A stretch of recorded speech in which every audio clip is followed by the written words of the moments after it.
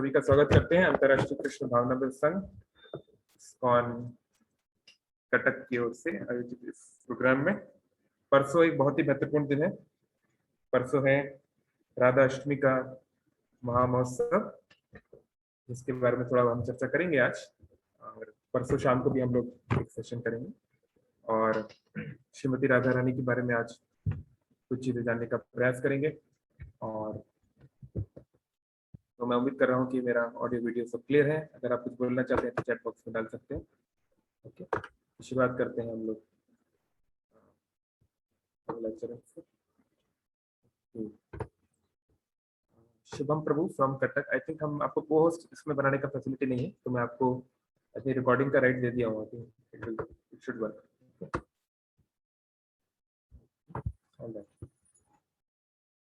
ओम ज्ञानतिमिरान्धस्य ज्ञानञ्जनशलाकया चक्षुरुन्मिलितं येन तस्मै श्रीगुरवे नमः।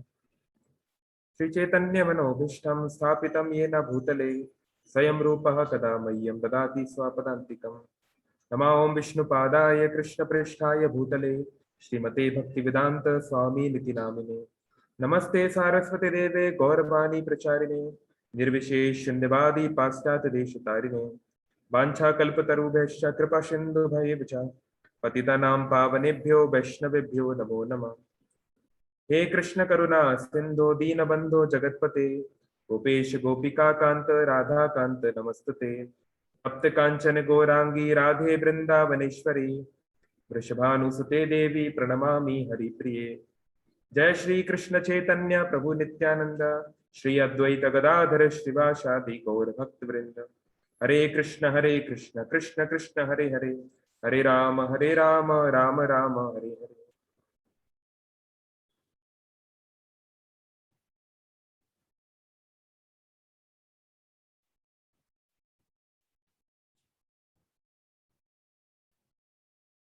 हरे कृष्ण। तो कई बार वॉइस कट हो रहा है। ओके, अभी भी कट हो रहा है क्या? होना तो नहीं चाहिए। अभी ठीक है वॉइस? कई बार कई प्रश्न उठते हैं श्रीमती राधा रानी के पोजीशन को लेके कि राधा रानी कौन है और उनकी कृष्ण से शादी क्यों नहीं हुई और उनकी अभिमन्यु से क्यों शादी हुई, और वो क्या कृष्ण की आंटी लगती हैं क्या, मामी? बहुत सारे लोग बहुत बहुत चीजें बोलते रहते हैं, पता नहीं कहाँ कहाँ से लोग लाते हैं। बड़ा इंटरेस्टिंग चीज है, कभी कभी कैसे लोग ये स्टोरीज बना लेते हैं। बट ठीक है, एनीवे हमारा काम है सही इंफॉर्मेशन को, सही नॉलेज को पहुंचाना। तो आप सभी स्क्रीन पे देख सकते हैं श्रीमती राधा रानी का प्रणाम मंत्र। संस्कृत में भी है, यानी देवनागरी स्क्रिप्ट में, और इंग्लिश में भी। तो मेरे पीछे दोहरा सकते हैं ताकि ओ यार शुरू होते ही लोग मतलब थोड़ा ठीक है, मतलब काला पीना करना जरूरी है क्या? बच्चे हो जैसे। ओके ठीक है। सो देखो, और भगवान के नाम की ऊपर करिए, वो कैसे हटाएंगे?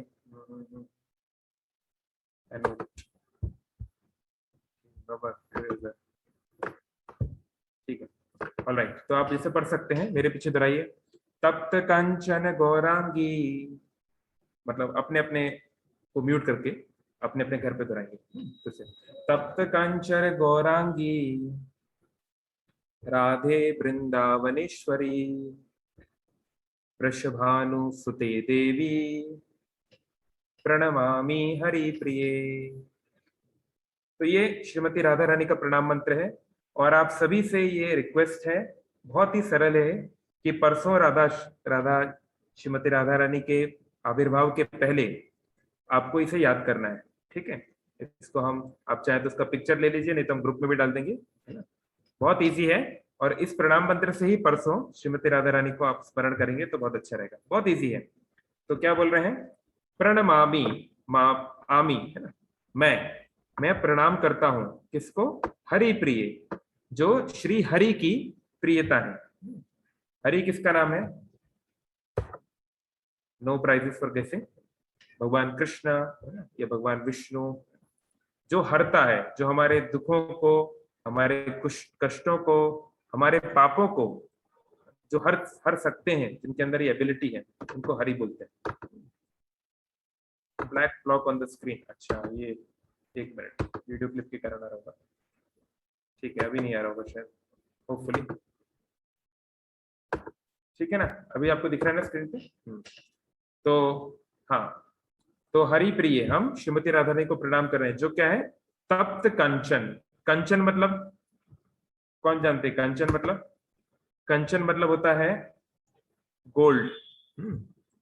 और तप्त, तप्त मीन्स जिसे तपाया गया है, जिसको हाई टेम्परेचर के ऊपर, जिसको उसको ट्रीट किया जा रहा है। Very good, thank you Gaurav Prabhu and Radha माता जी। यस, मोल्टन गोल्ड, आप पढ़ भी सकते हैं, ट्रांसलेशन भी दिया हुआ है।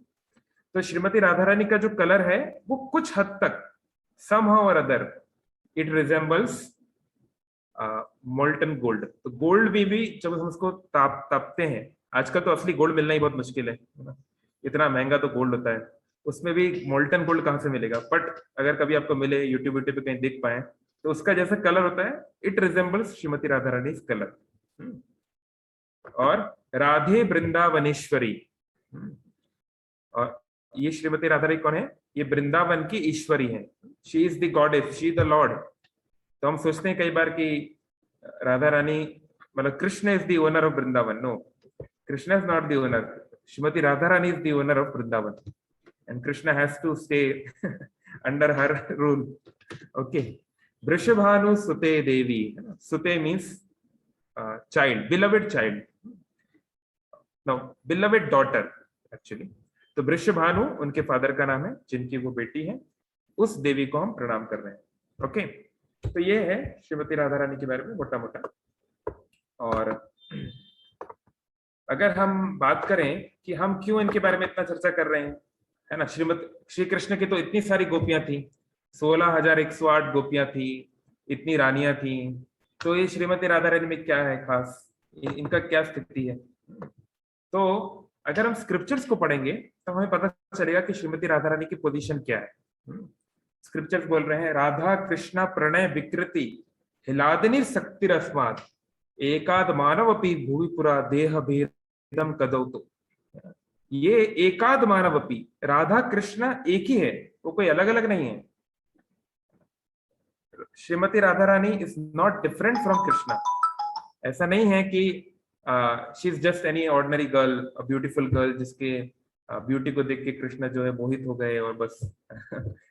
Neither Krishna is a boy nor Shrimati Radha Rani is a girl in terms of what we consider boy and girl. हमारी चेतना में हम जिसको लड़का लड़की किशोर किशोरी समझते हैं, उसके अनुसार वो लोग नहीं है, दे आर वेरी डिफरेंट। जैसे क्या हुआ, एक बार मैं आपको एक बहुत शॉर्ट स्टोरी बता रहा हूँ। तो एक डिवोटी ने एक, आप जानते हैं अमेरिका में ब्लैक और व्हाइट के बीच में कभी कभी थोड़ा थोड़ा प्रॉब्लम्स चलता रहता है। तो इस्कॉन में तो इतना नहीं है, फिर भी डिवोटी लोग कभी कभी थोड़ा सा मटेरियल चेतना में आ जाते हैं। तो प्रभुपाद जी से एक गोरे भक्त, अमेरिकन भक्त ने पूछा कि शिला Prabhupada, is it true that Krishna is black? Prabhupada, क्या बात सही है कि कृष्ण काले कलर के हैं? तो प्रभुपाद ने said, yes he is blackish. तो वहां एक काले भक्त बैठे थे, आपने देखा होगा वेस्ट इंडीज में जैसे होते हैं अफ्रो अमेरिकन, बराक ओबामा या उस कलर के अफ्रो अमेरिकन एक भक्त बैठे थे। तो वो हंसने लगे, मतलब ये सोच के कि देखो कृष्ण हमारे जैसे हैं, हम भी काले हैं, कृष्ण भी काले हैं, हम काले हुए तो क्या हुआ, दिल वाले हैं। तो बहुत खुश हो गए, वो हंसने लगे प्रभुपाद के सामने ही। तो प्रभुपाद ने कहा गंभीर स्वर में, नॉट ब्लैक लाइक यू। तो प्रभुपाद ने उनको तुरंत काटते बोला, हाँ कृष्ण काले हैं पर आपकी तरह नहीं। तो कृष्ण का जो रंग है एक्चुअली वो ब्लैकिश ब्लू है, मतलब ऐसा कलर इस संसार में है ही नहीं। लेकिन अगर आपको अप्रोक्सीमेट चाहिए तो क्या, घनश्याम, कृष्ण के नाम है घनश्याम। घनश्याम मतलब घना, जो घेर लेता है, यानी कि बादल।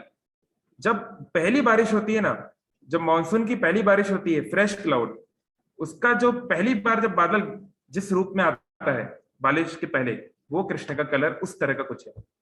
तो it's very difficult to understand, लेकिन फिर भी जितना शब्दों में बताया जा सकता है, उस हिसाब से आचार्यों ने शास्त्रों में बताया गया है कि कृष्ण का कलर किस तरह का है अप्रोक्सीमेटली, बट एग्जैक्टली तो कोई भी भौतिक रंग कृष्ण के कलर जैसा नहीं है एग्जैक्ट। एनीवे, तो राधा कृष्ण एक ही है, लेकिन भुवि पूरा देह भेदम गतो, तो लेकिन इस संसार में वो दो अलग अलग रूपों में आए। तो ऐसा क्यों हुआ, क्यों वो कभी अलग हो जाते हैं, कभी एक हो जाते हैं, ये सब क्या है, ये अर्धांगिनी क्या चीज होती है, तो इन कुछ चीजों को आज हम देखेंगे।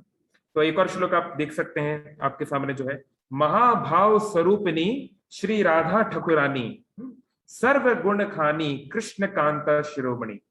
तो इसमें जो खासकर जो पहली लाइन है महाभाव स्वरूपिणी, महा ये जो महाभाव जो स्वरूप है श्री राधिका, तो ये भक्ति जो हम करते हैं, भक्ति के 9 स्तर होते हैं, है ना। ये 9 स्तरों में भक्ति की जाती है, आदो श्रद्धा, साधु संग, भजन क्रिया इत्यादि। और इसका जो सबसे ऊंचा स्तर होता है उसको बोलते हैं प्रेम भक्ति, है ना। और वो जो प्रेम भक्ति होता है इसके 8 स्तर और होते हैं, 8 मोर डिविजन्स होते हैं, जो शुरू होता है भाव से और एग्जैक्ट खत्म होता है महाभाव पे। तो श्रीमती राधा रानी का कृष्ण के प्रति जैसा प्रेम है, वो महाभाव और किसी का नहीं है, किसी का भी नहीं है। तो कई बार हम लोग कुछ गाने गाने लगते हैं, हिंदी में गाने चलते हैं, एक राधा एक मीरा दोनों ने श्याम को चाहा, अंतर क्या दोनों की प्रीत में, बोलो अरे बहुत अंतर है। क्योंकि हम में से कोई भी कितना भी बड़ा भक्त बन जाए, वो श्रीमती राधा रानी जैसा भक्त नहीं बन सकता, कोई भी, चाहे नंद महाराज हो, चाहे यशोदा माई हो, चाहे जो ग्वाल बाल हो, चाहे ललिता देवी हो, विशाखा देवी हो, या अयोध्या में सीता देवी हो, चाहे हनुमान जी हो, कोई भी हो, no one is greater than Shrimati Radha Rani, क्योंकि she is Krishna herself in a way. तो श्रीमती राधा रानी का जो विषय है बहुत कॉम्प्लेक्स है एक्चुअली, क्योंकि कृष्ण को मोटा मोटा समझना आसान है, क्योंकि कृष्ण तो बहुत बड़े हैं, विशाल हैं, भगवान हैं, और हम तो छोटे हैं। तो विष्णु तत्व और जीव तत्व को समझना आसान है ना, क्योंकि विष्णु है विभु यानी अनंत, और हम हैं अणु यानी कि इन्फिनिटली स्मॉल, है ना, एकदम छोटे। लेकिन जो बीच वाले तत्व होते हैं इनको समझना बड़ा कठिन है।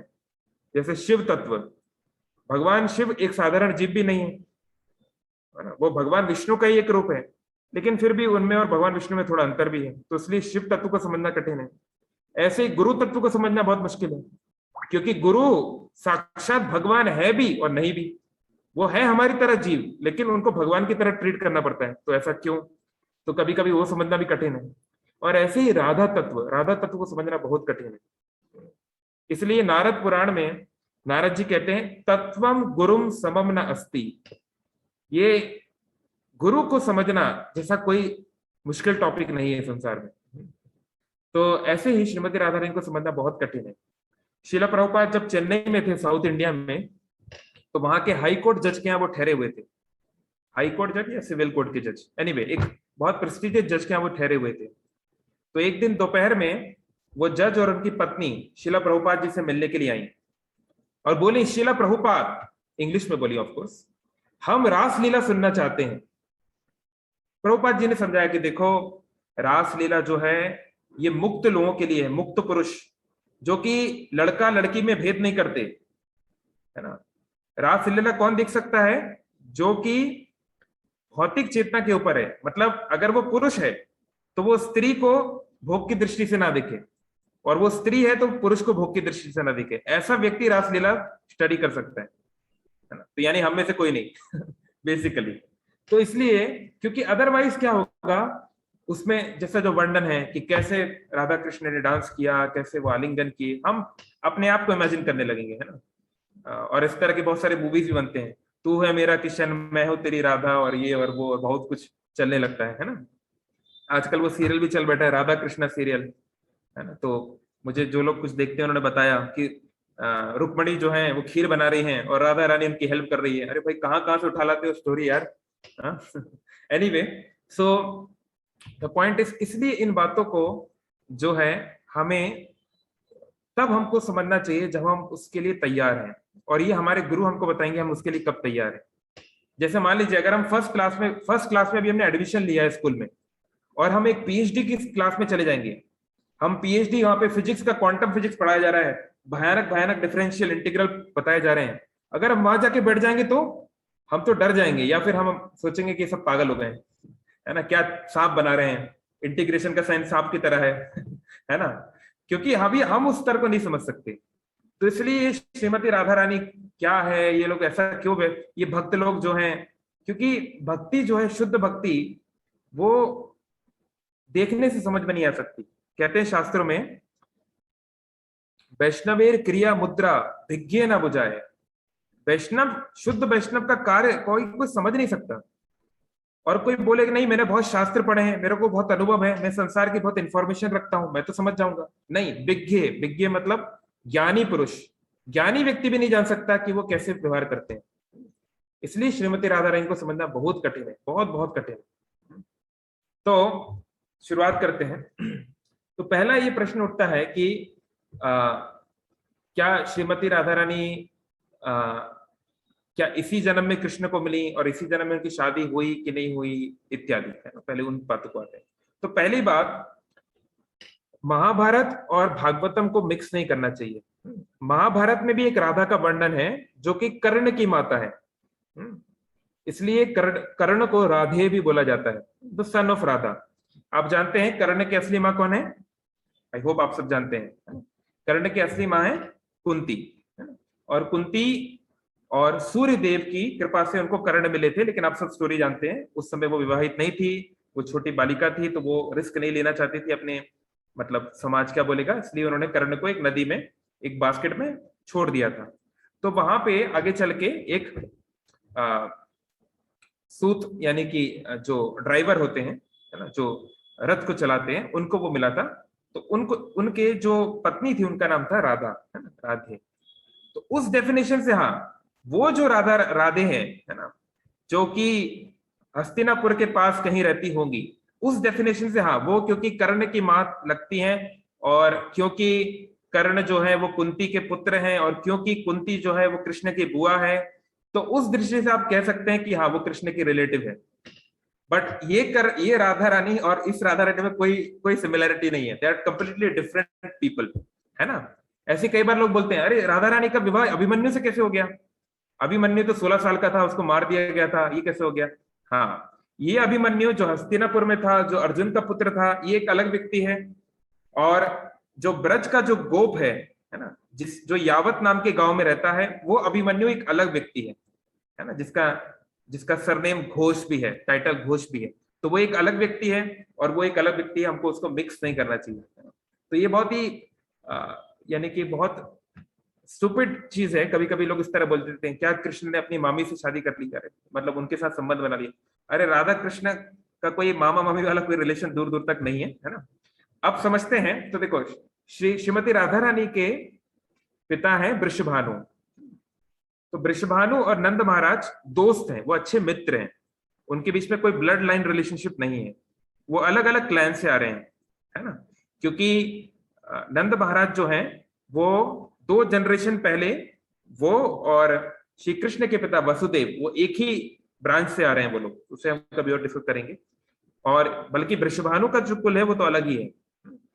और वृषभानु और नंद महाराज इतने अच्छे दोस्त थे कि नंद महाराज एक बार, जब वो उनकी शादी नहीं हुई थी, वो किसी गांव में गए थे किसी कार्य से। वो तो बड़े, बहुत बड़े गोप थे, बहुत बड़े ग्वाले थे, है ना। उनके पास 11 लाख गायें थी, है ना। और भगवान कृष्ण के पिता नंद महाराज के पास 9 लाख गाय थी। तो कभी कभी लोग बोलने लगते, क्या आप बोलते हैं, 9 लाख गाय, 11 लाख गाय, इतना गाय कोई हो सकता है क्या? कभी कभी लोग इस तरह बात करते हैं। अरे भाई, भगवान चाहे तो क्या नहीं हो सकता। भगवान ने इस पृथ्वी पर 750 करोड़ मनुष्यों को रखा हुआ है। फिर भी अगर आप थोड़ा प्रैक्टिकलिटी के सेंस में देखना चाहते हैं, तो आज भी आप राजस्थान जाइए, राजस्थान में एक गौशाला है पथमेड़ा। तो पथमेड़ा में भी ऑलमोस्ट 1 लाख गाय हैं, ऑलमोस्ट 50,000 से ज्यादा तो एक जमाने में थी। तो कहने का मतलब है, इट्स नॉट समथिंग इम्पॉसिबल, ऐसा कोई बहुत बड़ा, भगवान के लिए कोई बड़ी बात नहीं है वो करना। तो हाँ, तो नंद महाराज अपनी शादी के पहले, अपने विवाह के पहले एक गांव में गए, और वहां पे एक बहुत बड़े किंग थे, ग्वालों के किंग, वैश्यों के किंग।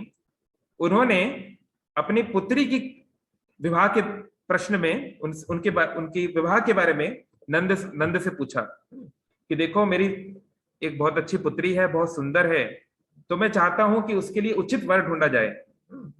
और आपको क्या लगता है कौन उनके लिए ठीक रहेगा? तो जो श्रीमती राधा रानी की माता है कीर्तिदा, वो इतनी सुंदर है कि उनके नाम के टाइटल में लग गया है सुंदरी। कीर्तिदा सुंदरी उनको बोला जाता है ना, क्योंकि वो इतनी सुंदर है। तो देखिए नंद महाराज की इतनी प्रेम था वृषभानु से। जनरली अगर हम लोग होंगे, अगर हम लोग कोई कोई लड़का है, यंग लड़का, और उसको कोई इतनी सुंदर लड़की मिल जाए तो वो क्या करेगा? हाँ ठीक है, मैं इसका हाथ ले लूंगा, मैं इससे शादी कर लूंगा। नहीं, सामान्य तौर पे तो ये बोलेगा। लेकिन नंद महाराज ने बोला कि नहीं नहीं, इसके लिए सबसे उचित वर होगा मेरा मित्र वृषभानु। तो एक्चुअली नंद बाबा ने वृषभानु और कीर्तिदा की शादी को अरेंज किया था। तो इस कारण से वो एक दृष्टि से, उस दृष्टि से वो जो है वो कीर्तिदा के को भी जानते थे और नंद बाबा और वृषभानु को भी जानते थे एक दृष्टि से, बट ये कोई ब्लड लाइन रिलेशन नहीं है। तो कई बार लोग ये बात बोलते हैं कि वृषभानु की जो पत्नी है यानी कीर्तिदा और नंद बाबा जो हैं ये तो भाई बहन थे, है ना। कई बार लोग इस तरह आप देखेंगे, बहुत सारे अनाप शनाप लोगों ने ब्लॉग लिख रखे हैं, कहाँ से क्या क्या लिख देते हैं। अरे ऐसे मुंह बोला किसी ने किसी की शादी करा दी, थोड़ा ना कोई भाई बहन बन जाता है इस तरह से, है ना। तो वो एक इस तरह से रिलेशन था। और दूसरी बात, टेक्निकली स्पीकिंग, श्रीमती राधा रानी वृषभानु और कीर्तिदा के मिलन से उनका जन्म नहीं हुआ है। श्रीमती राधा रानी जो है वो, उनका जन्म कैसे हुआ वो हम लोग देखेंगे परसों जन्माष्टमी के दिन। वो उनको एक तालाब में मिली थी वृषभानु को। तो वैसे भी वो पॉइंट वैलिड नहीं है कि कृष्ण जो है वो दूर के भांजे लगते हैं श्रीमती राधा रानी के। तो ये किसी भी तरीके से ये पॉइंट वैलिड नहीं है, ना ही नेम वाइज और ना ही जो रिलेशनशिप कुछ लोगों ने अपने ब्लॉग्स में दिखाया हुआ है, ये ठीक नहीं है ना। तो ये बहुत अनफॉर्चुनेट है कि लोग बिना ज्ञान के इतनी बड़ी बातें लिख देते हैं। और इसका देखिए, जब हम भगवान के किसी प्रिय व्यक्ति के बारे में कमेंट करते हैं तो हमको बहुत सावधान रहना चाहिए। रामचरितमानस में बोला गया है,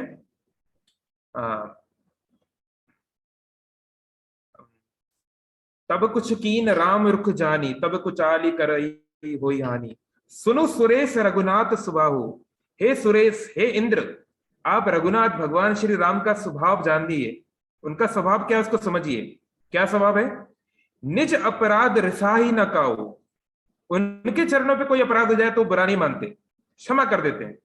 लेकिन भक्त चरण जो अपराध करही, राम रोष पावक सोज रही। लेकिन अगर भक्त के चरण पे कोई अपराध कर दिया तो वो श्री राम के क्रोध की अग्नि में वो व्यक्ति जलेगा, फिर वो बच नहीं सकता, है ना। तो इसलिए हमको बहुत सावधान रहना चाहिए कि हम भगवान के भक्तों का इस प्रकार से कुछ भी अनाप शनाप कुछ भी ना बोलने लगे। इसका काफी प्रभाव पड़ सकता है हमारे जीवन पे। तो एनीवे, तो ये रहा पहली बात। अब दूसरी बात होती है कि ठीक है, श्री कृष्ण और श्री राधा रानी जब इतना एक दूसरे से प्रेम करते थे तो शादी क्यों नहीं किया? ये बहुत ऑब्वियस क्वेश्चन है और होना भी चाहिए। तो देखिए, श्री कृष्ण को जो हम प्रेम करते हैं, कई बार लोग सोचते हैं प्रेम मतलब क्या, लड़का लड़की के संबंध को ही प्रेम बोलते हैं क्या? नहीं, किसी भी प्रकार love means the reciprocation of loving, reciprocation of service. सेवा का जब आदान प्रदान होता है वो प्रेम है ना। जब हम उसी व्यक्ति को सेवा करते हैं उस प्रपोर्शन तक जिसको हम प्रेम करते हैं। ये बहुत सरल सी बात है, क्योंकि हम ऑफिस में अपने बॉस को प्रेम नहीं करते हृदय से, इसलिए फ्री में सेवा नहीं करते। लेकिन मंदिर में क्योंकि हम भगवान को थोड़ा बहुत प्रेम करते हैं, इसलिए हम सेवा फ्री में करने को तैयार है ना। तो कहने का तात्पर्य है कि भगवान को 5 तरीके से उनसे संबंध बनाया जा सकता है। दास्य रस्य, पहले तो है सॉरी न्यूट्रलिटी यानी शांत रस, दास्य रस, साख्य रस, वात्सल्य रस और माधुर्य रस। तो माधुर्य रस मतलब होता है एक स्त्री और पुरुष के बीच में जो संबंध होता है उसको बोलते हैं माधुर्य रस। अब प्रश्न उठता है, स्त्री और पुरुष कहां से आ गया? अभी तो आपने बोला कि कृष्ण और राधा रानी तो स्त्री पुरुष नहीं है। हाँ, वहां पे स्त्री और पुरुष की डेफिनेशन कुछ और है। जैसे बहुत अच्छी तरीके से जीसस क्राइस्ट ने हमारे लिए बहुत अच्छा ही काम आसान कर दिया, क्योंकि बाइबल में एक बहुत शॉर्ट स्टेटमेंट में बात बोली गई है। बाइबल में बोला गया है, man is made after the image of God. कई बार लोग का प्रश्न उठता है कि क्योंकि मनुष्य, आप हिंदुस्तानी लोग, आप हिंदू लोग, आपके 2 हाथ हैं 2 पैर हैं, आप एक मनुष्य हो, तो आपने एक ऐसे गॉड को इमेजिन कर लिया जिसके 2 हाथ हैं और 2 पैर हैं और जो मुरली बजाता है। आपने ऐसे इमेजिन कर लिया, क्योंकि आप ऐसे हो इसलिए आपने ऐसा इमेजिन कर लिया। लेकिन सर, रियलिटी एकदम अपोजिट है। अपोजिट क्या है? गॉड का ये रियल फॉर्म था। गॉड का फॉर्म ओरिजिनली यही है। दुई भुज श्याम सुंदर रूप विग्रह, है ना, ये उनका फॉर्म है कि वो 2 हाथ 2 पैर वाला, ये उनका ओरिजिनल फॉर्म है। और उन्होंने अपने फॉर्म की तरह मनुष्य का रूप बनाया है, जो कि बहुत सिंपल तरीके से बाइबल में कोट किया गया, और शास्त्रों में तो हम आपको सैकड़ों कोटेशन दे सकते हैं। तो कहने का मतलब है कि ये जो ये जो ये जो प्रेम का संबंध है, ये जो रसों का जो रेसिप्रोकेशन है, ये इटरनल है। ऐसा नहीं है कि मनुष्य के साथ ही प्रेम चालू हुआ, बाकी योनियों में चीटा चीटे भी एक दूसरे को प्रेम करते हैं, है ना, उनका वो प्रेम करने का तरीका अलग हो सकता है, उसका रेसिप्रोकेशन का लेवल अलग हो सकता है, लेकिन ये हर एक जीव के अंदर ये क्वालिटी है, केवल ये मनुष्य का ही कोई मोनोपोली नहीं है ना, प्रेम करना। तो कहने का तात्पर्य है कि हाँ, तो ये जो माधुर्य रस है, यानी कि एक स्त्री और पुरुष के बीच का संबंध, ये 2 प्रकार का होता है। पहला होता है स्वकीय। स्वकीय मतलब ऐसा संबंध जो कि समाज के द्वारा एक्सेप्टेबल है, एक्सेप्ट किया जाता है, जैसे कि पति पत्नी। तो जैसे फॉर एग्जाम्पल अगर हम उदाहरण देखें, लक्ष्मी नारायण, लक्ष्मी नारायण का जो संबंध है, नहीं तो सीताराम, नहीं तो रुक्मणी कृष्ण, ये जो संबंध है ये समाज के द्वारा स्वीकृत है, सभी जानते हैं कि ये लोग पति पत्नी है ना। तो ये इसे बोलते हैं स्वकीय। और एक और होता है परकीय। परकीय मतलब पर, दूसरे से प्रेम, यानी कि जो अभी अधिकृत रूप से आपका पति नहीं है या पत्नी नहीं, उससे प्रेम, उसको बोलते हैं परकीय। तो ये इसमें क्या अंतर है, दोनों में क्या अंतर है?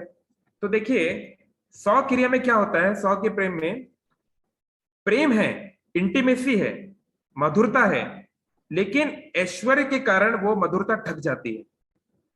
जैसे फॉर एग्जाम्पल आप देखते हैं कभी कभी लक्ष्मी देवी श्री नारायण पे गुस्सा होती हैं, कभी कभी, बट मोस्टली लक्ष्मी देवी नारायण के पैर दबा रही हैं, उनकी सेवा कर रही हैं, एक अच्छी पत्नी की तरह उनको सेवा करना पसंद है। और नारायण भी लक्ष्मी जी को अपने चेस्ट पे, अपनी छाती पे स्थान देते हैं, इसलिए उनका एक नाम भी है श्री वत्सह। लेकिन जनरली लक्ष्मी देवी आप देखोगे, आप कोई भी शास्त्र में पढ़ो, कोई भी पिक्चर देखो, उनके पैर दबा रही है ना। तो लक्ष्मी देवी जो है, उनका रिलेशन श्री नारायण से इंटीमेट है, फिर भी क्योंकि वो जानती है कि नारायण है, ये तो भगवान है और ये हमारे पति हैं, तो हमको इनका सेवा करना चाहिए, तो उतना ज्यादा इनफॉर्मेलिटी नहीं है ना, ये नारायण चलो चाय बना के लाओ ऐसा नहीं होता है, ठीक है। लेकिन अगर आप देखें थोड़ा सा, अगर आप जाएं अयोध्या साकेत धाम, तो जो सीताराम का जो रिलेशन है उसमें मधुरता और ज्यादा गहरी है as compare to Lakshmi Narayan relationship. क्योंकि सीताराम के रिलेशनशिप में आप देखोगे कई बार सीता देवी ने श्री राम को डांटा है, सबके सामने भी डांटा है बहुत बार। जैसे कि आप देख सकते हैं अयोध्या कांड के एंड में, जब वो लोग नदी को क्रॉस करते हैं, कौन सा, ताप्ती नदी को क्रॉस करते हैं, या जब अग्नि परीक्षा का टाइम आता है, कई बार। बट जनरली सीता देवी जो है बहुत ओबीडियंट है, जनरली वो वही करती हैं। और श्री राम वैसे भी बहुत मर्यादा पुरुषोत्तम है, वो वैसे ही बहुत सीधे साधे व्यक्ति हैं, कुछ ऐसा करते भी नहीं है कि कुछ आपको जो है कुछ परेशान करे, तो वो तो बड़े सीधे साधे व्यक्ति हैं वैसे भी, तो ऐसी कोई दिक्कत आती भी नहीं है खास। और लेकिन जो स्वकीय भाव क्या होता है उसमें और परकीय में अंतर यह है कि परकीय में एक एक्स्ट्रा जील है, एक एक्स्ट्रा उसका रस है। जैसे इस संसार में भी देखिए, एक ब्रूटल एग्जाम्पल है, क्रूड एग्जाम्पल है, बट स्टिल इस संसार में भी जब कोई लड़का लड़की एक दूसरे को प्रेम करते हैं किशोर अवस्था में, मतलब 15-16 की उम्र में, वो जो एज होती है जब बॉडीली एक पर्टिकुलर एक एज से, एक हार्मोनल चेंज से गुजरती है ना, तो उस उम्र में जब लड़का लड़की के बीच में जो अट्रैक्शन होता है ना, तो वो लोग दिन भर रात भर चैट पे बात कर रहे हैं, दिन भर बात कर रहे हैं, मतलब पूरा 24 आवर एक दूसरे के ऊपर मेडिटेट कर रहे हैं, नहीं, और वो छुप कर मिलना, ये करना वो करना, तो उसका एक अलग जील होता है। लेकिन जब उनकी शादी हो जाती है, तो शादी के बाद भी संबंध है, बहुत स्ट्रांग है, बट वो जो जील है, वो जो एक एक्स्ट्रा जो एक फ्लेवर था, वो चला जाता है ना, क्योंकि अब तो दुनिया जानती है आप साथ में हो, तो अब मतलब क्या, अब छुप के मिलने की क्या जरूरत है। तो आप बोल सकते हैं अच्छा फिर तो मतलब आप लोग जो है कि बिना शादी के रिलेशनशिप को क्या आप क्या अप्रूव कर रहे हैं, या आप उसको क्या, आप उसको महिमा मंडित कर रहे हैं, आप उसको ग्लोरीफाई कर रहे हैं।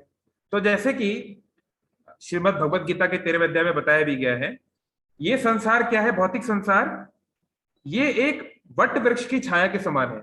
अगर आपने वट वृक्ष देखा हो, बनियान ट्री, तो एक बनियान ट्री मान लीजिए एक नदी किनारे है या किसी तालाब के किनारे है। तो उस वृक्ष का जो सबसे ऊपर का पॉइंट होगा वो छाया में या रिफ्लेक्शन में सबसे नीचे दिखाई देगा। समझ में आ रहा है? तो स्पिरिचुअल वर्ल्ड का जो सबसे हाईएस्ट प्रेम है, परकिया, वो हाईएस्ट है वहां पर, वो इस संसार का लोएस्ट है। तो हाँ, इस संसार में कोई व्यक्ति किसी और के साथ बिना विवाह के संबंध के अगर इस प्रकार करता है तो it is lowest, it is heinous.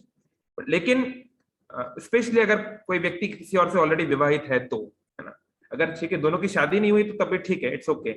मतलब वैदिक कल्चर में कई बार लोग ऐसा पूछते भी हैं। हाँ, वैदिक कल्चर में भी लव मैरिज अलाउड है, इट इज नॉट कि वो बिल्कुल अलाउड नहीं है, but it is not considered very great, लेकिन स्टिल इट इज अलाउड। लेकिन हाँ, किसी और की पति या पत्नी के साथ संबंध बनाना इट इज वेरी हीनियस, है ना, बहुत ही ये मतलब अधम वाला काम है। लेकिन आध्यात्मिक जगत में वो चीज बहुत ऊपर है। क्यों? क्योंकि आध्यात्मिक जगत में कोई प्रकार का फिजिकल रिलेशनशिप नहीं होता। There is no physical relationship because there is no physique. कोई शरीर है ही नहीं तो शारीरिक संबंध कहां से होगा, है ना। कृष्ण का जो शरीर है वो हमारी तरह हाड़ मांस का नहीं बना है, श्रीमती राधा रानी का हाड़ मांस का नहीं बना है, ये सच्चिदानंद है, स्पिरिचुअल बॉडी। तो उनका जो आकर्षण है वो फिजिकल नहीं है, इट इज नॉट कि जैसे यहाँ पे हमारे साथ होता है। तो कहने का तात्पर्य है कि श्री कृष्ण और हाँ, तो अभी अगर उस बात पे हम आई जाए कि विवाह क्यों नहीं हुआ, तो एक्चुअली विवाह होना था। यशोदा माँ ने देखा कि श्रीमती राधा रानी को एक्चुअली दुर्वासा मुनि का ये ब्लेसिंग मिली थी, उनको आशीर्वाद मिला था कि तुम्हारे हाथ का बना हुआ खाना जो खाएगा उसकी लंबी उम्र होगी और वो बीमार नहीं होगा। तो ये बात जब यशोदा माँ को पता चली तो वो राधा रानी को बुलाती थी अपने घर पे कुकिंग करने के लिए। तो राधा रानी आती थी बरसाना से नंदगांव, जो लोग वृंदावन गए वो जानते होंगे ये सब। तो वहां पे वो कुकिंग करने के लिए आती थी। तो यशोदा माँ तो मन ही मन मान ही चुकी थी कि इससे ही मैं कृष्ण की शादी कराऊंगी। लेकिन ये होना नहीं चाहिए क्योंकि कहानी इंटरेस्टिंग होनी चाहिए ना। तो जैसे कि एक डायरेक्टर का काम क्या है, हीरो हीरोइन के बीच में मिलन हो रहा है लेकिन थोड़ा उसमें कुछ ट्विस्ट भी डालना चाहिए ना, नहीं तो मजा कैसे आएगा। उसमें विलन भी होना चाहिए, है ना, कुछ अलग अलग प्रकार के इमोशंस डालने चाहिए, है ना, ये सब होना चाहिए। तो जो वृंदावन में जो कुछ भी होता है ये योग माया के अंडर होता है। योग माया यानी कि पौर्णमासी, सुभद्रा, वृंदा देवी, कई लोग उसके पार्ट हैं लेकिन मोस्टली पौर्णमासी।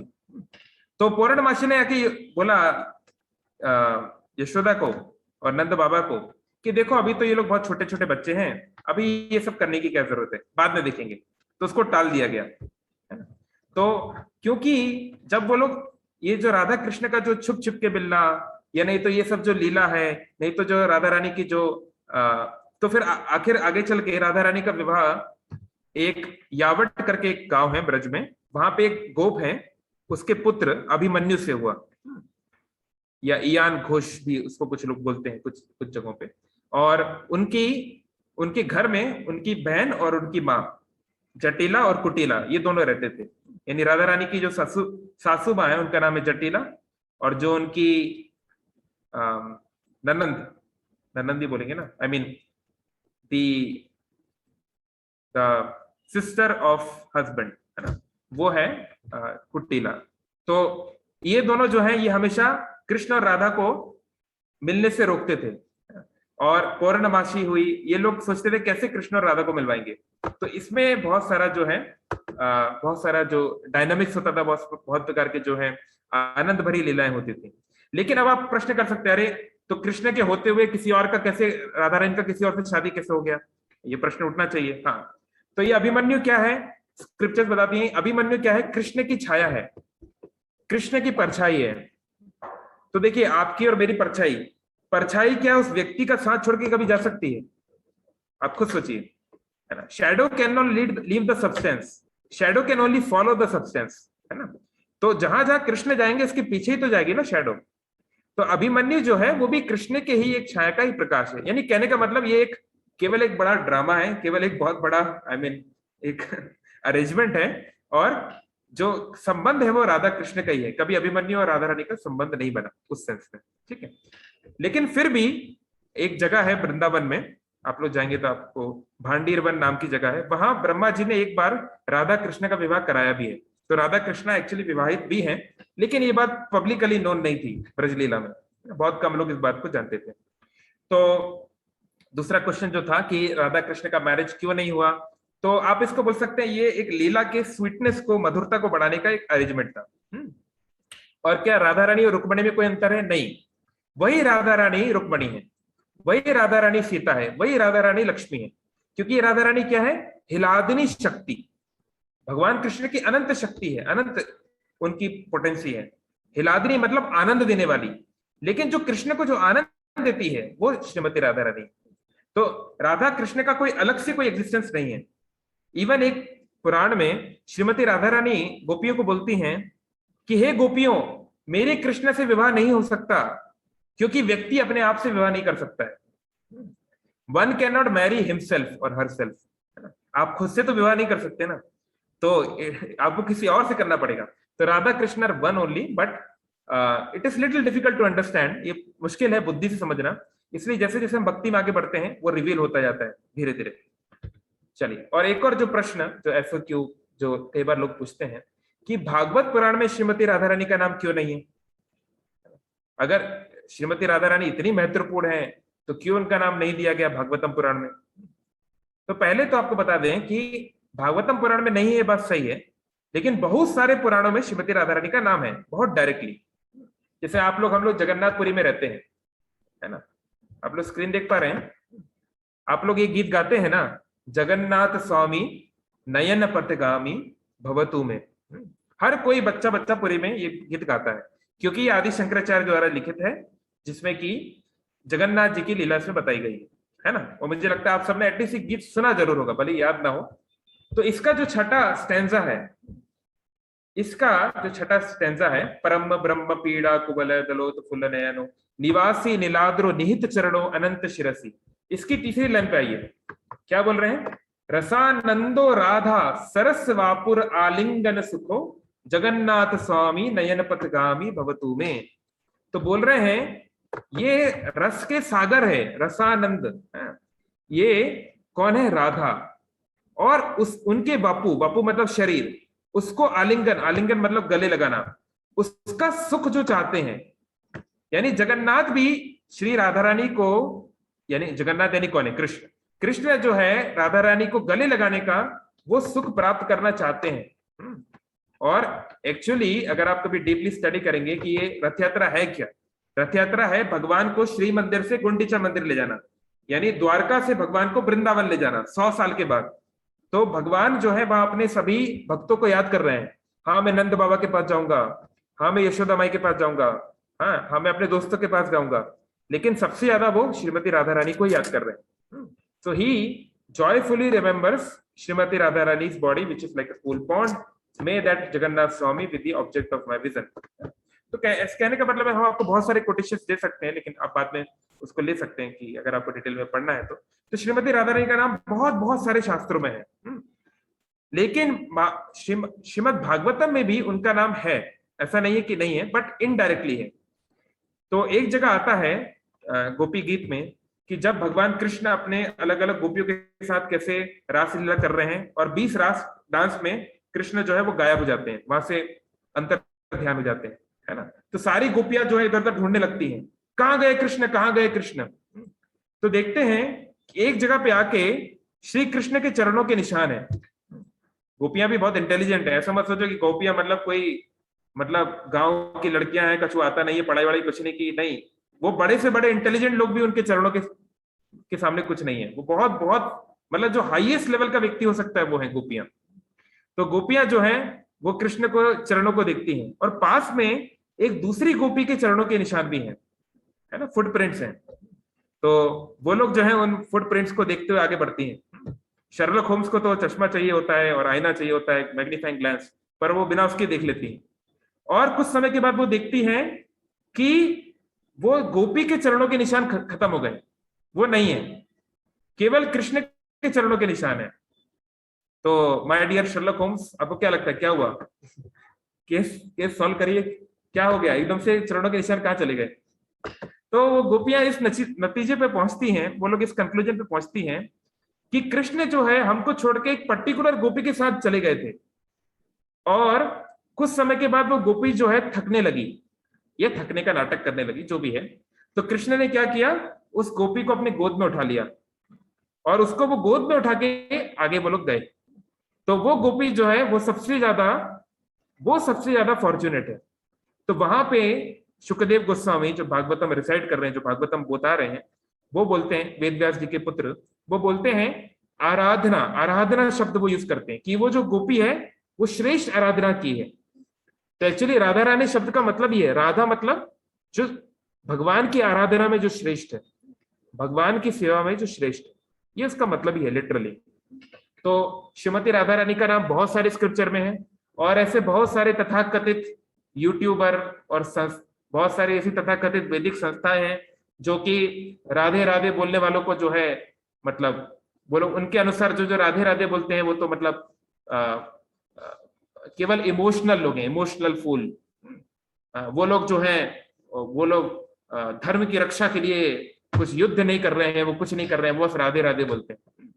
तो जो जो इस प्रकार की बातें कर रहे हैं वो जो है वो हिस्ट्री को जानते नहीं, क्योंकि अगर आप बात करें लास्ट 500 ईयर्स की, है ना, तो जो राजपुतानाओं ने, जिन्होंने बहुत हद तक धर्म की रक्षा के लिए बहुत कुछ किया है ना, जो आप बोलते हैं सिटी जयपुर, जो आज राजस्थान की जो राजधानी है जयपुर, ये जयपुर का नाम रखा गया है जयपुर, जहां विक्ट्री हुई उसके नाम पे, है ना, पुर मतलब पूरी सिटी, ये राजा जय सिंह टू के नाम पे रखा गया है।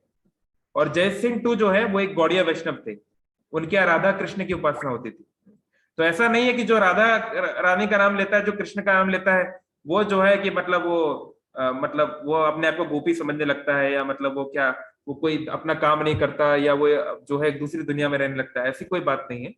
It's nothing like that. बल्कि जो जिसका हृदय निर्बल है, जिसका हृदय थोड़ा स्वच्छ हो चुका है, वही एक्चुअली राधा कृष्ण का नाम सही से ले पाएगा। It is other way around. नामनो बलद यस्य ही पाप बुद्धिर, कि तो अगर ये जो पाप बुद्धि है इसको हटाते कैसे, नामानी एव हरंती अगम, ये जो राधा कृष्ण का नाम लेने से ही वो शुद्धि होती है। तो ऐसा नहीं है कि दूसरे भगवान के रूप का नाम लेने से नहीं होती, ऑफ कोर्स हम ये नहीं बोल रहे, चाहे आप सीताराम बोलो, चाहे आप लक्ष्मी नारायण बोलो, एक ही बात है।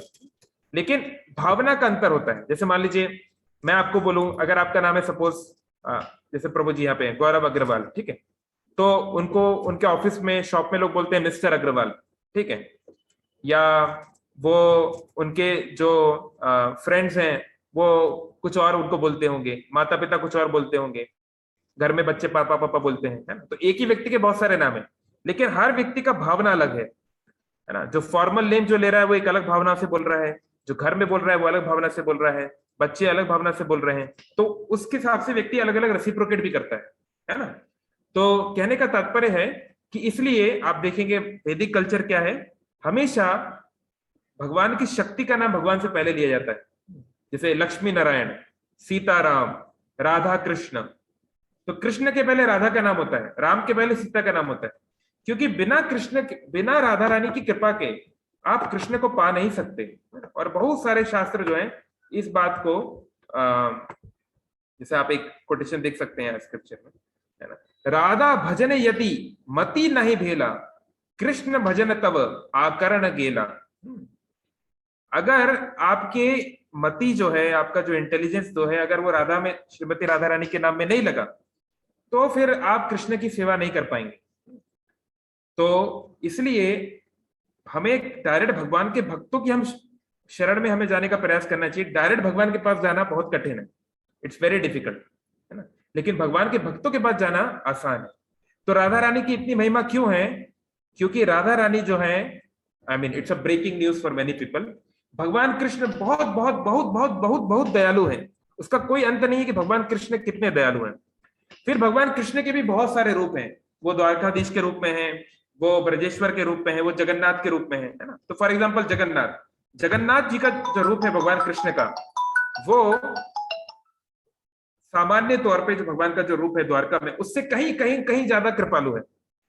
यानी द्वारकाधीश से कहीं ज्यादा कृपालु है जगन्नाथ, बहुत ज्यादा कृपालु है, क्योंकि जगन्नाथ उस मूड में है, अभी वो वृंदावन जाने वाले हैं, उनकी आंखें बड़ी हैं, हाथ आगे हैं गले लगाने को, तो अभी वो ज्यादा कृपा करेंगे।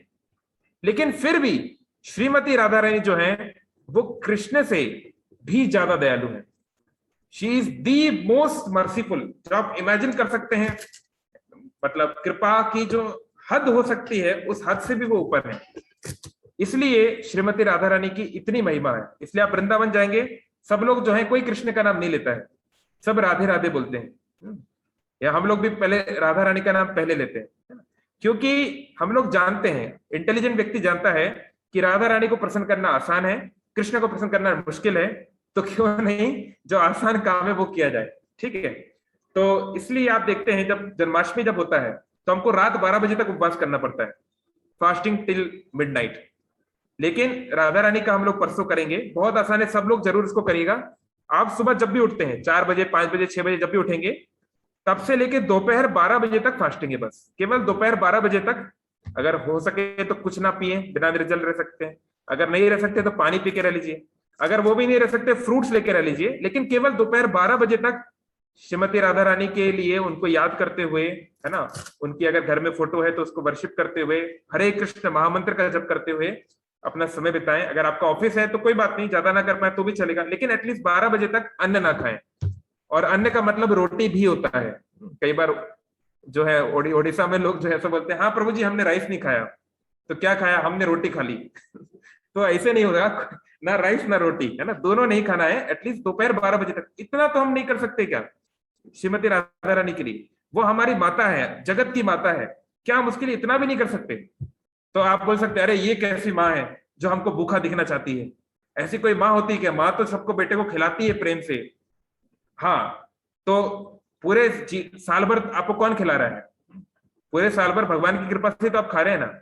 लेकिन हमको भी अपना कुछ दिखाना है कि हाँ हम भी उनके लिए कुछ सेक्रीफाइस करना चाहते हैं। एटलीस्ट एक दिन आएगा जब हम करेंगे, तो कुछ रेसिप्रोकेशन दिखाना चाहिए ना, है ना। अगर हमारा पहला सैलरी आया है, मान लो 5,000 रुपए का भी सैलरी आया है, तो मम्मी के लिए साड़ी लाके देना चाहिए ना।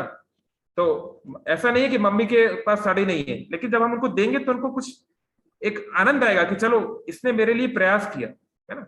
तो इसलिए छोटा सा, बहुत छोटी छोटी बातें हैं, दोपहर 12 बजे तक फास्टिंग की बात हो, नहीं तो कुछ छोटा छोटा रेसिप्रोकेशन, इतना हमको करना ही चाहिए। अगर इतना भी हम नहीं कर सकते तो फिर हमें प्रश्न अपने आप से पूछना चाहिए कि हम शास्त्र में पढ़ते हैं कि लोग जो भैया हजारों हजारों साल तक तपस्या करते थे, अगर हम 6 घंटा भी तपस्या नहीं कर पाए, तपस्या भी कुछ नहीं है, ज्यादा है तो खाओ पी लो, लेकिन फ्रूट्स खा सकते हैं, है ना। तो जरूर उसको आप फास्टिंग करेंगे परसों, सभी से विनती है, और डिटेल्स कल डाल दी जाएंगी। और आखिरी पॉइंट बोल के मैं समाप्त कर रहा हूँ, किसी का कोई प्रश्न है तो चैट बॉक्स पे डाल सकते हैं, नहीं तो हैंड रेज कर सकते हैं।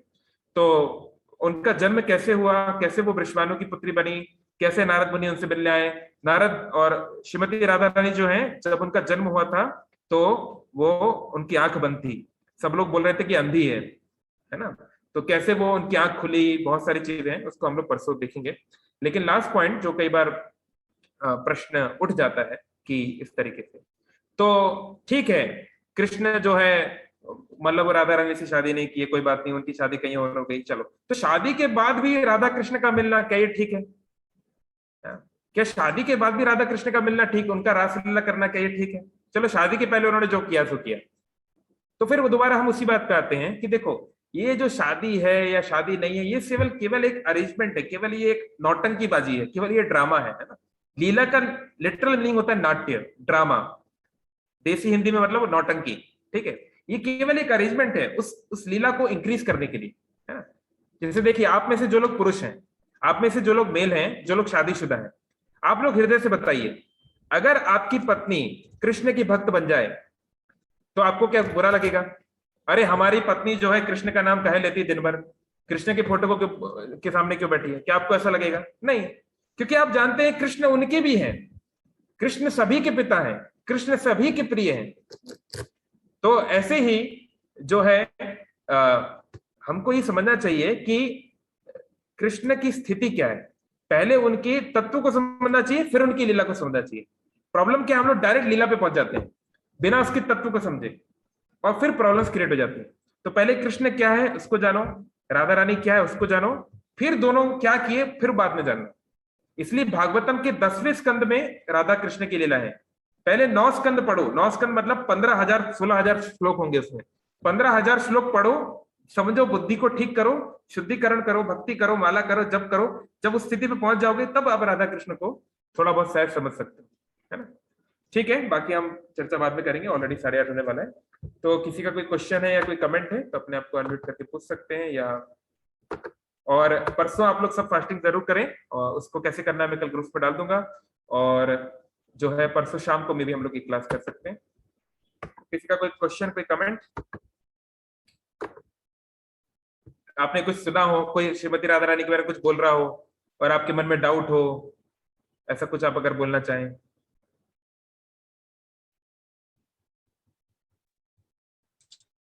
तो? हरे कृष्ण प्रभु जी, दंडवत प्रणाम। हरे कृष्ण। यस प्रभु जी।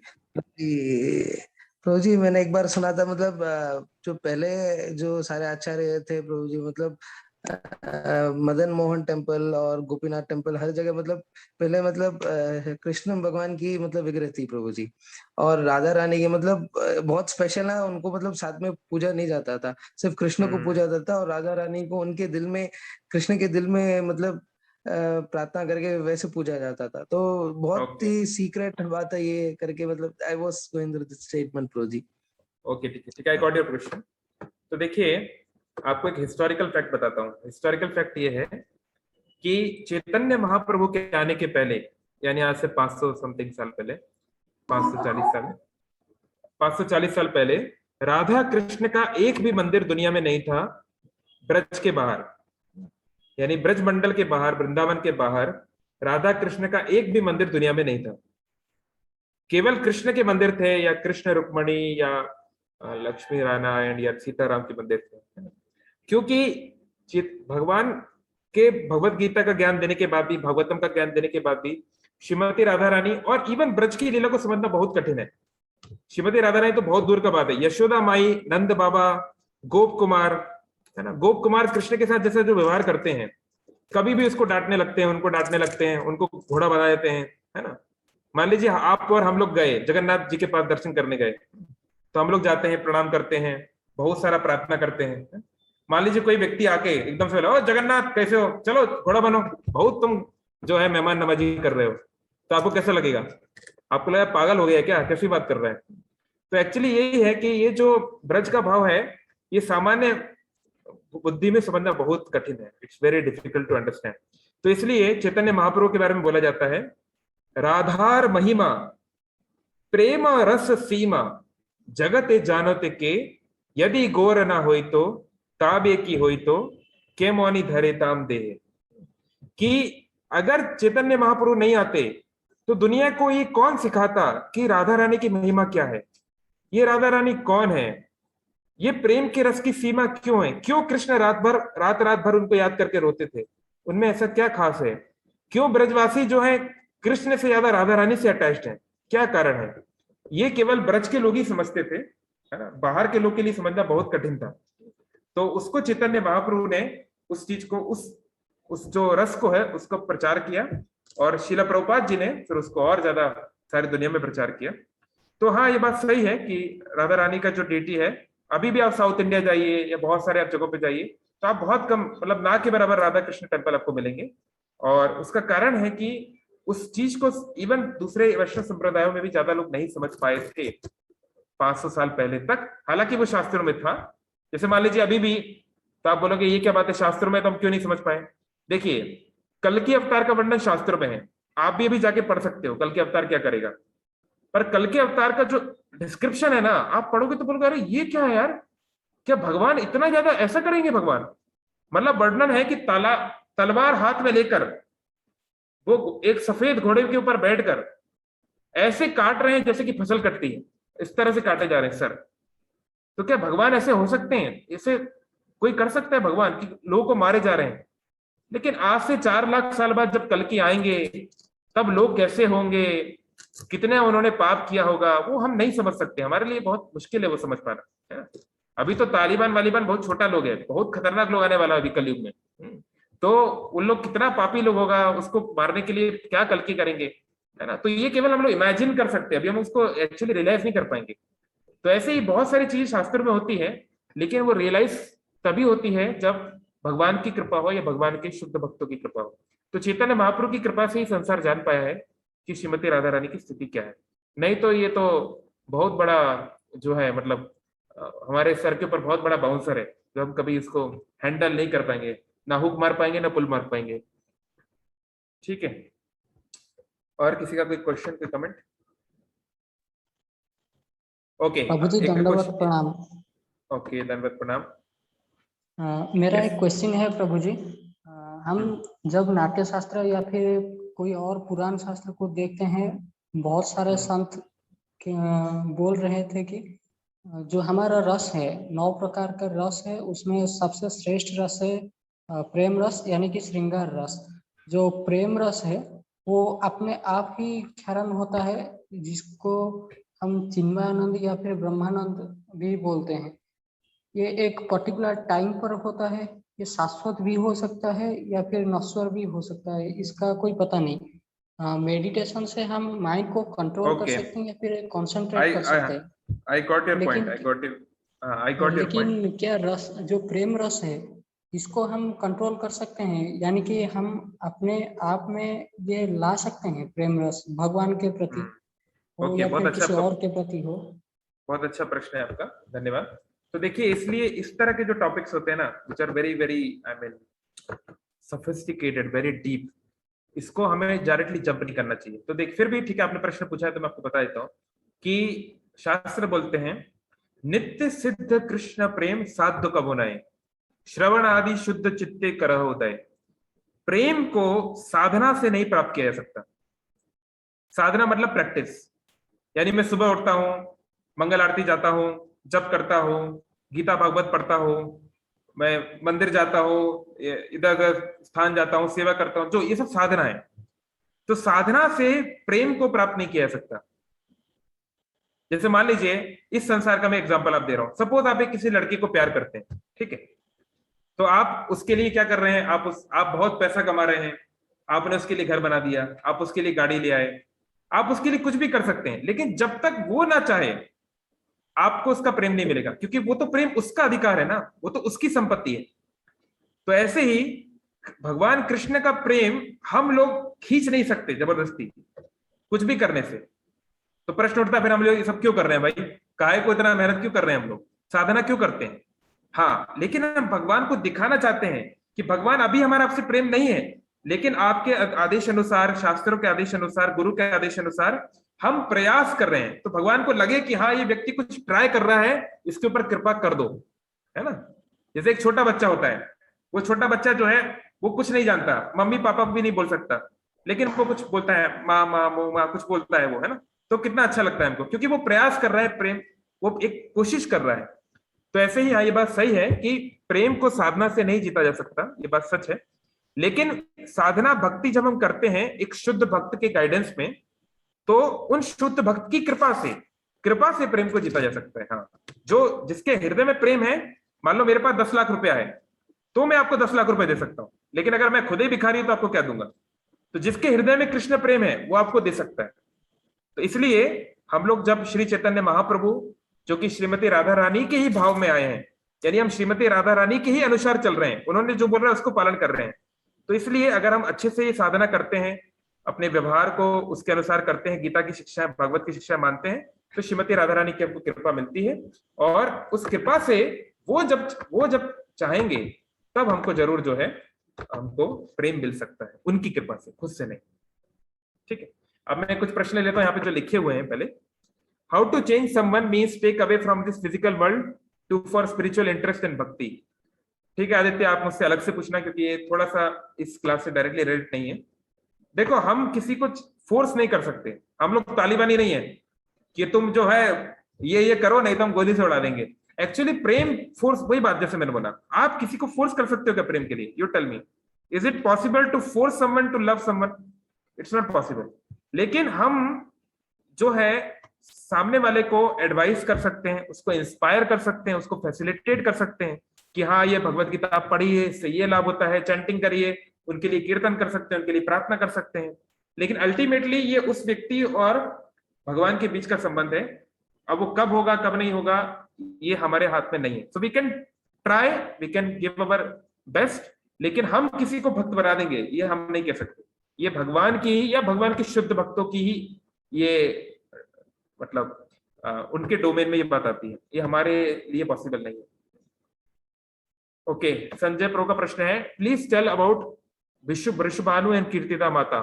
ठीक है संजय जी, ये प्रश्न का उत्तर प्रभु जी हम लोग परसों देखेंगे। परसों जब राधाष्टमी रहेगी उस दिन कैसे वृषभानु को या कीर्तिदा को श्रीमती राधा रानी मिली रावल में एक तालाब में, कैसे वो मिली, कैसे उनको अपनाया, क्यों, क्या वो बचपन में अंधी थी, नारद मुनि आए, नारद मुनि ने ट्रिक चला, क्या क्या किया, वो हम लोग उसको परसों देखेंगे, वो राधाष्टमी के दिन। आदित्य का प्रश्न है कि लक्ष्मी माँ को जगन्नाथ जी के साथ क्यों नहीं डाला जाता, क्या रखा जाता, अगर हम राधा कृष्ण की मूर्ति को कंपेयर करें? रखा जाता है। अगर आप रथ यात्रा जानते हैं, है ना, आप जानते हैं कि लक्ष्मी माँ का बहुत सारा उसमें जो होता है हेरा पंचमी। हेरा पंचमी के दिन क्या होता है? वो रथ यात्रा के बाद जब भगवान जगन्नाथ पहुंच जाते हैं गुंडीचा मंदिर, तो लक्ष्मी माँ गुस्सा हो जाती हैं, अरे हमको बिना पूछे चले गए इतने दिन के लिए, तो वो जाती हैं रथ को तोड़ देती हैं। फिर कभी जब जगन्नाथ वापस आते हैं तो लक्ष्मी माँ गुस्सा होती हैं, तो जगन्नाथ जी जो है उनके सेवक लोग कुछ कुछ क्या क्या मतलब कुछ कुछ देते हैं, शायद आई थिंक व्हाइट कलर के स्वीट्स देते हैं, मतलब काफी कुछ। तो ऐसा नहीं कि लक्ष्मी माँ is not in the picture, ऐसा नहीं। और अगेन लक्ष्मी और राधा एक ही है, ऐसा मत सोचिए कि लक्ष्मी कोई और है और राधा रानी उनकी सौतन है क्या, या कोई और है क्या, इट्स वन पर्सन ओनली, लेकिन एक अलग अलग रस में है, एक अलग अलग उनका भाव है। वही लक्ष्मी नारायण है, वही राधा कृष्ण है, वो कोई अलग अलग नहीं, वही सीताराम है, कोई अलग अलग व्यक्ति नहीं है। ओके, और सुभद्रा क्यों है साथ में? क्योंकि सुभद्रा और बलराम और कृष्ण कुरुक्षेत्र में गए थे और उनके रथ को खींच के ले गए थे वृंदावन। तो रथ यात्रा यही होती है कि कृष्ण, बलराम और सुभद्रा को कुरुक्षेत्र से, द्वारका से वृंदावन ले जाना, तो इसलिए उसमें सुभद्रा का होना जरूरी है। ठीक है। Why are we not allowed to say Radhe Radhe? Is what we have learned. That is, it's only for Brajvasis. This is correct. ऐसा नहीं है कि हम लोग राधे राधे नहीं बोल सकते, डेफिनेटली राधे राधे तो हम बोल सकते हैं। फिर भी ऐसा होता है कि कुछ लोग का कुछ खास अधिकार होता है ना।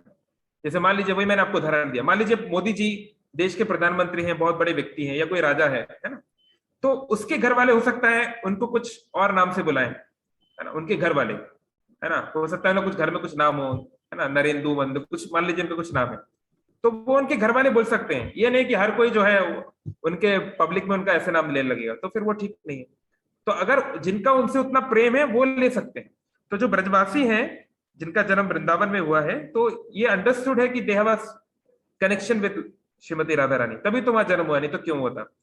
तो इस कारण से भी बोलते हैं, लेकिन फिर भी राधे राधे बोल रहे हैं, अच्छा है, लेकिन हम शिल प्रभुपाद हमको बताया है कि हम चाहते हैं कि राधा कृष्ण साथ में रहें। इसलिए आप देखेंगे इस्कॉन की कोई भी पिक्चर आप देखेंगे तो राधा रानी अकेली नहीं रहेंगी, उनके साथ कोई ना कोई रहेगा, और जनरली कृष्ण ही रहेंगे। तो हम चाहते हैं कि राधा कृष्ण साथ में रहे, इसलिए हरे कृष्ण ना राधे कृष्ण। और जो शास्त्रों में बताया गया हमको उसको अनुसार ही चलना चाहिए। तो आचार्यों ने हमको जो दिया है, जो मंत्र दिया है महामंत्र, उसके अनुसार ही हम बोलते हैं generally. Is this true that Radha Krishna got cursed by Sudama so they didn't marry each other? Okay, तो ये एक और कोई कहीं का जो है I mean, कोई सीरियल में आपने देखा होगा। हाँ, तो देखिए, पहली बात तो सुदामा, एक सुदामा है वृंदावन में भी, लेकिन राधा रानी के भाई का नाम सुदामा नहीं, वो श्रीदामा है, श्रीदाम, श्रीदाम श्रीदामा। तो ये बात सही है कि श्रीदामा कभी कभी गुस्सा हो जाते हैं अपनी छोटी बहन पे, और श्रीदाम बड़े हैं, राधा रानी छोटी है। तो लेकिन फिर भी अब बड़ा भाई बहन को कितना, ऐसा भी थोड़ी ना कर्ज दे देगा कि मतलब कुछ भी, आप खुद भी सोचो ना। तो श्रीराम ने ऐसा स्पेसिफिकली उनके कारण मैरिज नहीं हुआ, ऐसा तो कुछ नहीं है, उसका नहीं होने का कारण मैंने आपको बताया। लेकिन हाँ, ये बात सही है कि कभी कभी श्रीराम गुस्सा हो जाते हैं कृष्ण पे भी, कभी राधा पे भी, क्योंकि वो उस लेवल पे है ना, वो हो सकते हैं। ठीक है, like he is the older brother. जैसे बलराम कृष्ण पे कई बार गुस्सा हो जाते हैं। ठीक है, हाँ, thank you Dharmendra, everyone can chant. How to place Shrimati Radha Rani? Shrimati Radha Rani को कैसे प्रश्न करें, उनको प्रसन्न करें? तो श्रीमती राधा रानी ही चैतन्य महाप्रभु का जो भाव है। चैतन्य महाप्रभु कौन है? राधा भाव द्वितीय सुवलितम नवमी कृष्ण स्वरूपम। चैतन्य महाप्रभु कृष्ण है, लेकिन उनकी भावना राधा रानी की है। वो भक्त के रूप में आए हैं, वो अपने आप को भगवान के रूप में प्रदर्शित नहीं किए, भक्त के रूप में किए हैं, राधा रानी का जो भाव है। तो इसलिए श्रीमती राधा रानी को प्रसन्न करने का सबसे तरीका है कि हम अपने आप को श्रीमती राधा रानी के यानी कि उनके जो प्रतिनिधि हैं गुरु के डायरेक्शन में पूर्ण रूप से शुद्ध भक्ति करने का प्रयास करें, है ना। मानस देहो गेहो जो किशु मोर अर्पिलु तुआ पदे नंद किशोर। हमारे पास जो कुछ भी है, हमारे पास बोलने की क्षमता है, भगवान का नाम जप करें। हमारे पास बुद्धि है, भगवान के बारे में पढ़ें। अगर हमारे पास जो कुछ भी है उसे भगवान की सेवा में यूज करें। और इससे क्या होगा, आखिर में बोल रहे हैं मुझे याद नहीं आ रहा, मतलब अल्टीमेटली बोल रहे हैं उनकी जो ऐसा करते हैं उनकी बात सुनते हैं श्री श्री राधा कृष्ण, उनकी बात को राधा कृष्ण जरूर एक्सेप्ट करते हैं, जो हृदय से ये सेवा भगवान की करना चाहते हैं वो लोग। Okay, so I finished all the questions here. अगर और किसी का कोई क्वेश्चन है तो अनम्यूट करके बोल सकते हैं, नहीं तो विल फिनिश।